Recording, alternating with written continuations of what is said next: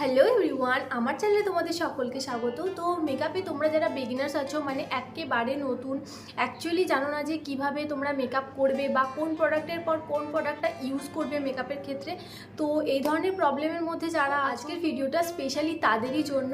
আজকের ভিডিওতে আমি স্টেপ বাই স্টেপ তোমাদেরকে দেখাবো যে তোমরা কোন প্রোডাক্টের পর কোন প্রোডাক্টটা ইউজ করবে বা কিভাবে ইউজ করবে, কিভাবে মেকআপ করলে এই গরমের সময় তো তোমার মেকআপটা অনেকক্ষণ স্টে করবে। তোমরা যারা মেকআপ নিয়ে এই ধরনের প্রবলেমগুলো ফেস করছো, স্পেশালি তাদের জন্যই আজকের ভিডিওটা। আজকের ভিডিওতে আমি A to Z সমস্ত খুঁটিনাটি কথা আমি আজকের এই ভিডিওটাতে তোমাদের সঙ্গে শেয়ার করতে চলেছি। তো ভিডিওটা কিন্তু একটু স্কিপ না করে প্রথম থেকে দেখতে থাকো। সো মেকআপটা শুরু করার আগে প্রথমেই যেটা করবে সেটা হলো মুখটা খুব ভালো করে ফেস ওয়াশ দিয়ে ক্লিন করে নেবে। এখানে আমি আগেই ক্লিন করে রেখেছিলাম, দেন আমি ইউজ করে নিলাম একটা টোনার। যদি টোনার না থেকে থাকে দেন তোমরা ডাবর গোলাবেরি বা গোলাপ জলও ইউজ করতে পারো। আমি আজকে ইউজ করলাম গুড ভাইবস টি টোনার। এবার অ্যাপ্লাই করতে হবে ময়শ্চারাইজার। আমি এখানে ইউজ করেছি ডট অ্যান্ড কির একটা ময়শ্চারাইজার। তোমরা কিন্তু চাইলে যে কোনো ময়শ্চারাইজার যেগুলো তোমরা ডেলি বেসিসে ইউজ করো সেগুলো ইউজ করতে পারো। বাট হ্যাঁ, এখানে একটা ছোট্ট কথা তোমাদের সঙ্গে শেয়ার করি, যেহেতু এখন সামার সিজন, তো তোমরা চেষ্টা করবে যে কোনো ধরনের জেল বেস বা ওয়াটার বেস ময়শ্চারাইজার ইউজ করার। আর হ্যাঁ, শীতকাল হোক বা গ্রীষ্মকাল, স্কিন কেয়ারটা কিন্তু ভীষণ জরুরি। তুমি যতটা ভালো করে স্কিন কেয়ার করবে ততটাই কিন্তু তোমার মেকআপটা ফ্ললেস হবে। এবার অ্যাপ্লাই করব প্রাইমার। তোমরা কিন্তু তোমাদের স্কিন টাইপ অনুযায়ী যে কোনো প্রাইমার ইউজ করতে পারো।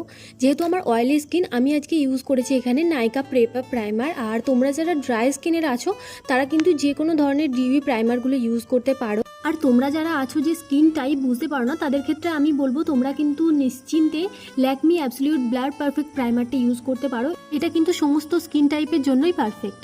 একটা ছোট্ট কথা তোমাদের বলে রাখি, মেকআপ কিন্তু অলওয়েজ একটু সময় নিয়ে করবে। প্রত্যেকটা প্রোডাক্ট যখন তুমি ইউজ করছো, এক একটা প্রোডাক্ট খুব ভালো করে স্কিনে অ্যাবজর্ব হয়ে যাওয়ার পর দেন পরের প্রোডাক্টটা অ্যাপ্লাই করবে, তাহলেই কিন্তু তোমাদের মেকআপটা একদম পারফেক্ট আর ফ্ললেস দেখতে লাগবে।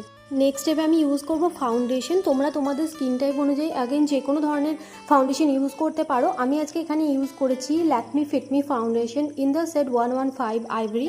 বাট হ্যাঁ, তোমাদেরকে একটা কথা বলে রাখি, তোমাদের স্কিনে যদি ভীষণ রকম পিগমেন্টেশন থাকে বা ডার্ক সার্কেল থেকে থাকে, দেন তোমরা কিন্তু কালার কারেক্টর দিয়ে সেটা কারেক্ট করে দেন ফাউন্ডেশনের স্টেপে যেও। আমার স্কিনে সেরকম কোনো ডার্ক সার্কেল বা পিগমেন্টেশন না থাকার কারণে আমি কালার কারেকশনের স্টেপটা জাস্ট স্কিপ করে গেছি।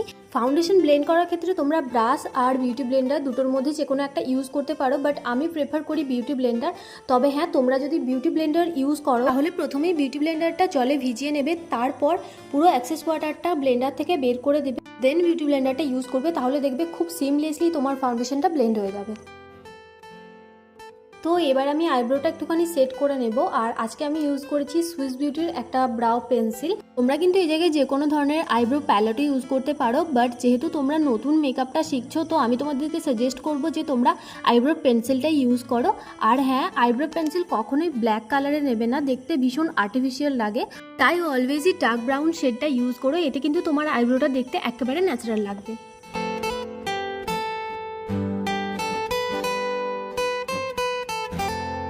এবার আমি কনসিলার অ্যাপ্লাই করব। আজকে আমি নিয়েছি Swiss Beauty liquid concealer in the shade 02 স্যান্ডসেবল। ফাউন্ডেশনটা অ্যাপ্লাই করার পর আমাদের ফেসটা অনেকটা ফ্ল্যাট লাগে দেখতে, তো সেই কারণে মুখের কিছু অংশ যেমন চোখের তলায় বা নাকের ওপরের এই অংশগুলো যাতে একটু হাইলাইট করে, সেই জন্য আমরা কনসিলারটা অ্যাপ্লাই করি। যেহেতু এরপর আমি আই মেকআপ করবো, সেই জন্য আমার আই লিডে আমি কনসিলার দিয়ে আই বেসটাও ক্রিয়েট করে নিলাম।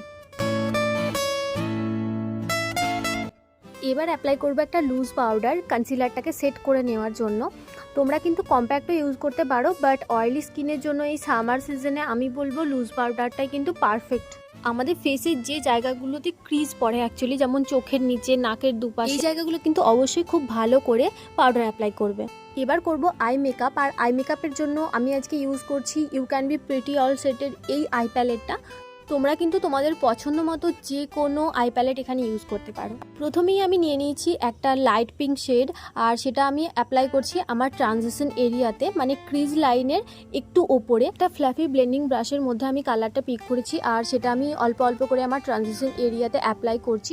একবারেই কিন্তু অনেকটা প্রোডাক্ট ইউজ করবে না। ব্রাশের মধ্যে কালারটা পিক করার পর একবার ডাস্ট অফ করে নিয়ে দেন ইউজ করবে। যে কালারগুলো আমি ইউজ করছি সেগুলো আমি প্রত্যেকটা স্ক্রিনের মধ্যে দিয়ে দেবো, যাতে করে তোমরা যে আই প্যালেটই ইউজ করো না কেন তোমাদের কালারটা চুজ করতে কোনো প্রবলেম না হয়। দেন আমি one shade darker pink shade নিয়ে সেটা আমার ক্রিজ লাইনে অ্যাপ্লাই করেছিলাম।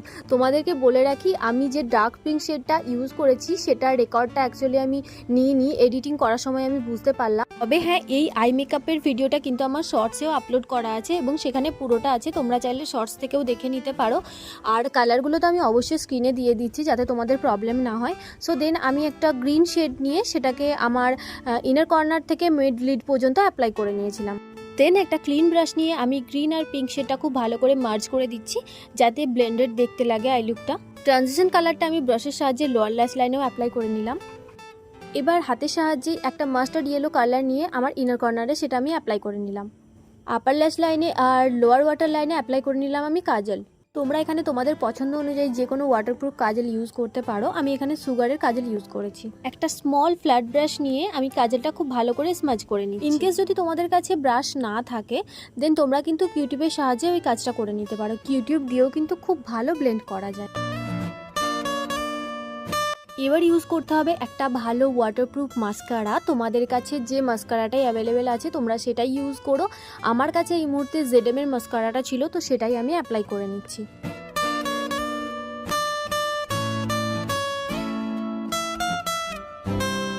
আই মেকআপ করার ফলে যে ফল আউটটা হয়েছিল সেটা আমি ব্রাশের মধ্যে হালকা করে লুজ পাউডার দিয়ে ডাস্ট অফ করে নিলাম।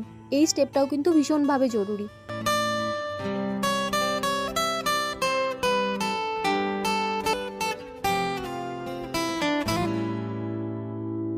এবার করছি কন্ট্রোরিং। সেম প্যালেট থেকে এই শেডটা নিয়ে হালকা করে আমি ফেসটা কন্ট্রোল করে নিচ্ছি। কন্ট্রোল আমরা বেসিক্যালি ফেসের মধ্যে একটা শেপ ক্রিয়েট করার জন্য করি। নাকটাও হালকা করে এখানে আমি কন্ট্রোল করে নিচ্ছি যাতে করে আমার এই ভোঁতা চ্যাপটা নাকটা দেখতে একটু শার্প লাগে, সুন্দর লাগে। অবশ্যই চাইলে তোমরা কন্ট্রোলিংটা স্কিপও করতে পারো, বাট আমি যেহেতু তোমাদের মেকআপটা পুরোটা দেখাচ্ছি সেই জন্য তোমাদেরকে করে দেখালাম। সো এবার আমি অ্যাপ্লাই করবো ব্লাশ, আর ওই সেম প্যালেট থেকে এই পিঙ্ক শেডটা নিয়ে নিচ্ছি অ্যাজ মাই ব্লাশ কালার। আর তোমাদেরকে কি বলবো, আমি ব্লাশ লাগাতে প্রচন্ড ভালোবাসি, ভীষণ ভীষণ ভীষণ ভালোবাসি আমি ব্লাশ লাগাতে।